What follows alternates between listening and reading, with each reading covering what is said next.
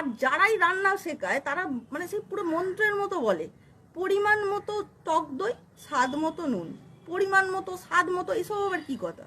রান্না করতে যে পরিমাণ ট্যালেন্ট লাগে সেটা তো আমাদের নেই। তাহলে পরিমাণ মতো বললে আমরা বুঝবো কি করে যে পরিমাণ মতোটা কি, কতটা পরিমাণ কি দিতে হবে?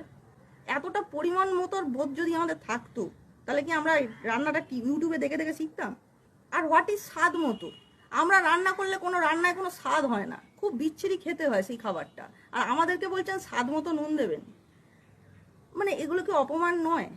আর সব সময় রান্নার মাঝপথে এসে বা একদম রান্নার শেষের দিকে গিয়ে কি বলবে, আগে থেকে ভেজে রাখা আলু, আগে থেকে সেঁকে রাখা পনির, আগে থেকে সেঁকে রাখা, আগে থেকে কেটে রাখাটা আগে বলবে না?